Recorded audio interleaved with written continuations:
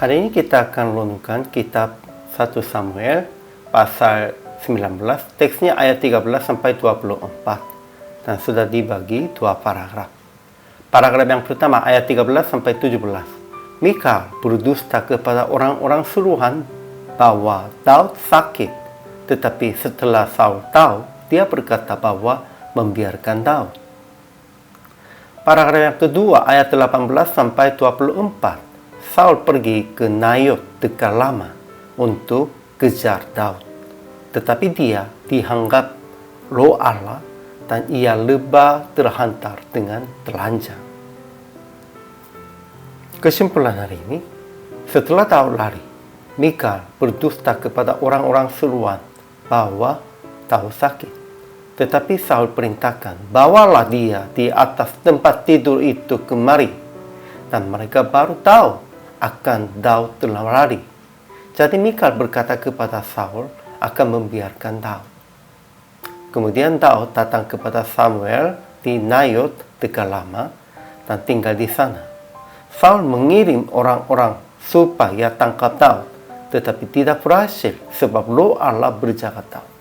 Akhirnya Saul pergi ke Nayot dekat Lama untuk kejar Daud, tetapi dia dihinggap roh Allah dan ia lebah terhantar dengan telanjang sehari-harian dan semalam-malaman. Ajaran tentang Allahnya. Pertama, Tuhan tetap berjaga Daud. Jadi ketika Saul mengirim orang-orang suruhan ke Nayot dekat Lama untuk mengambil Daud, mereka dihinggap oleh roh Allah dan mereka pun kepenuhan seperti Nabi. Akhirnya Saul sendiri datang ke sana dan roh Allah hinggap Saul sampai ia lebah terhantar dengan telanjang. Ajaran tentang manusianya. Pertama, Mikal berdusta kepada orang-orang suruhan bahwa Daud sakit supaya menyelamatkan Daudnya. Tetapi ia berkata kepada Saul, ia berkata kepadaku, biarkanlah aku pergi. Apa perluan aku membunuh engkau? Kedua, Saul mengirim orang-orang suruhan untuk mengambil Daud, tetapi tidak berhasil karena Mikal berdusta dan karena roh Allah menghinggap mereka. Jadi Saul datang ke Nayot dekat Lama, tetapi dia lagi dihinggap oleh roh Allah dan lebah terhantar dengan telanjang. Ketiga, Daud lari dari Saul dan sampai kepada Samuel di Lama.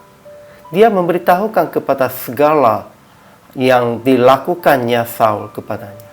Kemudian pergi ia bersama-sama dengan Samuel dan tinggal mereka di Nayot. Kemudian aplikasi hari ini. Pertama, jangan melawan Tuhan.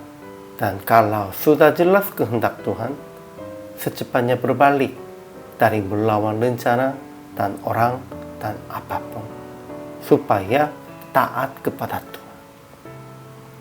Kedua, hati-hatilah dan usahalah akan membedakan antara hamba Tuhan benar dan hamba Tuhan palsu. Ingatlah, orang-orang yang dihinggap oleh roh Allah pun bukan semua hamba Tuhan setia. Memang sekalipun mereka bernubuat, sekalipun mereka membuat mujizat, bukan mereka semuanya hamba Tuhan. Lebih pentingnya, mereka tetap melakukan sesuai dengan kehendak Tuhan atau supaya mencukupi keinginan sendiri. Itulah sebenarnya salah satu syarat membedakan mereka. Akhirnya praktik hari ini, janganlah berpikir bahwa itu sungguh hamba Tuhan sebab dihinggap oleh roh Allah dan melakukan banyak keajaiban. Itu tidak penting. Lebih konsentrasi dan membedakan dengan melihat hubungan dengan Tuhan. Sungguh dia taat kepada Tuhan, sungguh dia mengikutinya jalan Yesus, dan hubungan orang-orang. Sungguh mereka mengasihi orang-orang sekitarnya. Inilah lebih penting daripada berbuat mujizat keajaibannya.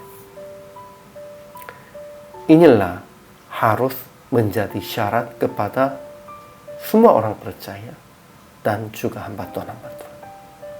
hari ini juga selama melayani. Tuhan Yesus memberkati.